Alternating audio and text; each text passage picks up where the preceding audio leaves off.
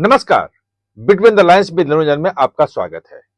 आज हम बात करेंगे राहुल गांधी के प्रेस कॉन्फ्रेंस की, जो हरियाणा में वोटों की चोरी, चुनाव की चोरी का आरोप लगाया और उस पे चुनाव आयोग ने बहुत तगड़ा जवाब दिया है। बहुत ही तगड़ा जवाब दिया है।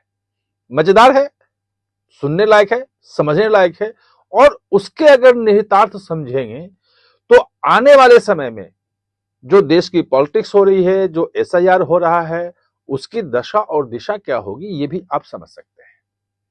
तो दरअसल पहले राहुल गांधी का, कि राहुल गांधी ने फिर वही विस्तार से, जैसा कि उन्होंने महादेवपुरा के बारे में बताया था, कर्नाटक का और बताया था, महाराष्ट्र का बताया था कि कैसे डुप्लीकेट वोटर हैं, कैसे फर्जी वोटर हैं, कैसे एक ही एड्रेस पे 200, 400, 500 वोटर बन रहे हैं। और ये जो वोटर बन रहे हैं, उनका कहना था कि ये सब के सब जो हैं वो फर्जी तरीके से हैं। एक पैटर्न सेंट्रलाइज है, उसी सेंट्रलाइज पैटर्न पे ये वोटर बनाते हैं। पता नहीं होता है कि ये वोटर कौन है। एक ही आदमी का नाम कहीं और होता है, उसके पिताजी का नाम कुछ और होता है, एड्रेस पे 00 कर दिया जाता है और वहां वो वोटर बनता है, वोट आके चला जाता है। एक दो बाइट भी दिखाई, जिसमें मुख्यमंत्री सैनी का दिखाया कि हम व्यवस्था हो गई है, हम जीत जाएंगे।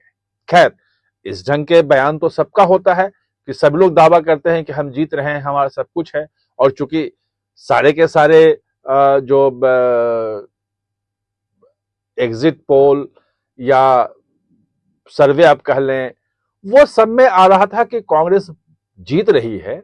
और उनसे जब सवाल पूछा गया तो नायब सिंह सैनी ने यह बात बोला था, बिल्कुल चलाया उन्होंने। फिर एक और का चलाया कि भाई हम तो कहीं से भी लाके वोट डलवा देंगे। ये सब कुल मिला के ये था। एक ब्राजील की जो एक्ट्रेस है, और उसका भी दिया कि देखो ब्राजीलियन है, 22 वोट इसके हैं, इसने 22 जगह वोट डाले। खैर, वो तो कोई नहीं बता सकता है कि वोट किसने डाले हैं। हो सकता है कि उसका फोटो लगा हो उतनी जगहों पे, लेकिन वो सब जाकर के वहां वोट पड़ा हो, ये कोई दावा नहीं कर सकता है। और नहीं पड़ा हो, ये भी दावा नहीं कर सकता है।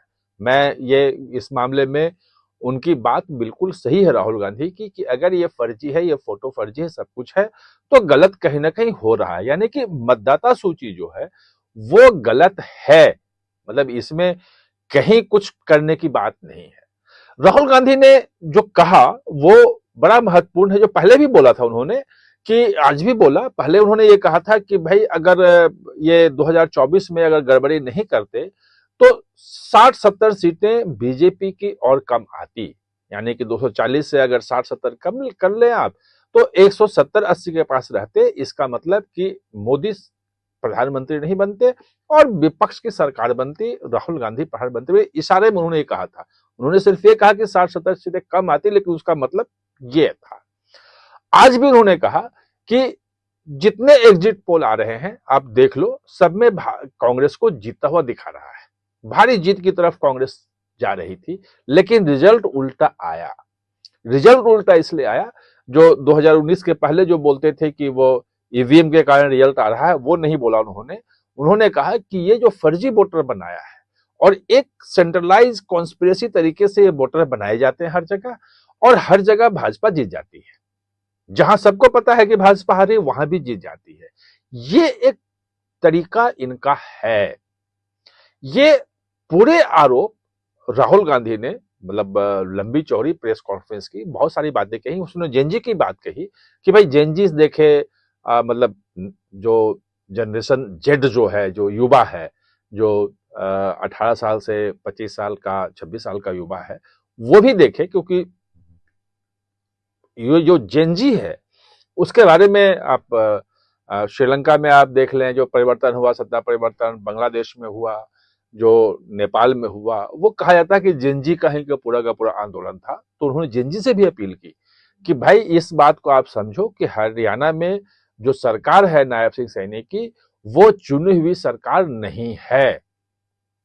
सरकार जो चुनी जाती, वो चुनी जाती कांग्रेस की, और ये उन्होंने वोट चोरी करके बना है। उनका इशारा साफ था कि ये सरकार जो है वो अवैध तरीके से है, लेजिटिमेट सरकार नहीं है, जनता ने नहीं चुनी है। ये तमाम चीजें आज कहीं पहले भी ये बोलते रहे हैं। अब हम बात आते हैं कि चुनाव आयोग की। चुनाव आयोग ओपनली तो कोई प्रेस कॉन्फ्रेंस नहीं किया, मुझे जानकारी नहीं अभी है प्रेस कॉन्फ्रेंस की।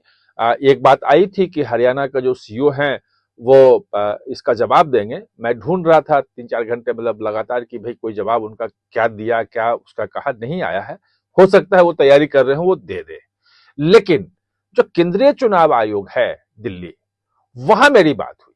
हमने कहा कि ये आरोप है, इस आरोप पे कुछ तो होगा ना कि यार नहीं बोलेंगे या सबूत मांगेंगे, एफिडेविट देंगे, देने के लिए कहेंगे। जैसा जो केंद्रीय मंत्री किरण रिजिजू हैं, संसदीय कार्य मंत्री भी हैं, वो उन्होंने जो प्रेस कॉन्फ्रेंस की भाजपा के हेडक्वार्टर से, यानी कि भाजपा का जो कहना है वो ये कि भाई एफिडेविट में वो क्यों नहीं देते हैं, चुनाव आयोग मांगता है। वो राहुल गांधी वैसे ही आरोप लगाते रहते हैं, जब भी हारते हैं, बिहार हार रहे हैं वो बुरी तरह से, और इसके पहले उन्होंने फिर आरोप लगाने शुरू कर दिए। और वो तमाम चीजें, वो जो हमला होता है पॉलिटिकल जो पार्टी का, वो हुआ। जो मैंने बात की केंद्रीय चुनाव आयोग में, उनका ये कहना था, वो उन्होंने बड़ी अच्छी बात कही, और जिस रूप में जो ले, लेकिन जो बात है, जो उनका स्टैंड है, वो मुझे लगा कि आना चाहिए। उनका ये कहना था कि राहुल गांधी जो बोल रहे हैं कि वोटर लिस्ट गड़बड़ है, वो मैं भी मानता हूं कि वोटर लिस्ट पूरे देश में गड़बड़ है, उसको ठीक करने की जरूरत है। यानी कि राहुल गांधी के जो आरोप हैं, वो आरोप को सीधे तौर पे खारिज नहीं किया। ये नहीं कहा कि वो एफिडेविट दे करके और सारी चीजें रखे फिर हम जांच करेंगे। ये कहा कि वोटर लिस्ट में गड़बड़ी है, पूरे देश में है। जो डुप्लीकेट वोटर्स हैं, जो मर गए हैं, उनके वोटर हैं, एक ही पते पे बहुत सारे लोगों के वोट हैं, जो एक जगह से दूसरी जगह चले गए, एक एक आदमी के 3-3, 4-4 जगह पे वोट हैं, और ये हैं। और ये दूर करने का तरीका सिर्फ आरोप लगाना नहीं है, इसके लिए चुनाव आयोग ने जिम्मेदारी ली है कि इसको हम ठीक करेंगे। बिहार से ये तैयारी काम शुरू हो गया है। बिहार में कुल मिलाकर के आप देख लीजिए तो लगभग 45-47 लाख लोगों के नाम वहां से वोटर लिस्ट से कट गए हैं। 7 करोड़ 90 लाख के आसपास थे, अब 7 करोड़ 43 लाख नाम उसमें रह गए हैं। यानी कि उतने जो डुप्लीकेट वोटर थे, 7 लाख के आसपास, 22 लाख के आसपास जिनकी डेथ हो गई थी, वो, और उसके बाद लगभग 35 लाख या 33 लाख के आसपास जो थी जिनके, जो परमानेंट शिफ्ट कर गए थे और वहां पे उनका वोट पड़ा हुआ था। कौन उनके नाम पे ये 65 लाख लगभग वोट कटे थे, कुछ वोट नए जुड़े थे, इसके मिला करके वो लगभग 7 करोड़ 43 लाख के आसपास टोटल वोट हुआ था। तो उनका ये कहना था, चुनाव आयोग जो मेरी बात हुई, कि ये जो राहुल गांधी आरोप लगा रहे हैं, वो पूरे देश में जो हम एसआईआर की प्रक्रिया शुरू कर रहे हैं, उसी का समर्थन कर रहे हैं। 12 राज्यों में डेट आ चुका है।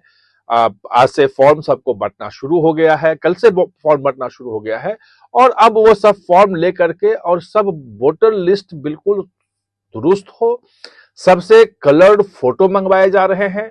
और ये जो एक किसी फोटो के नाम पे 22-22 जगह वोट पड़ा हुआ है, वो सब दूर करेंगे, और पूरे देश में एक इस ढंग का पैटर्न बनाएंगे कि कहीं भी कोई जाए तो एक ही जगह पे उसका वोट हो।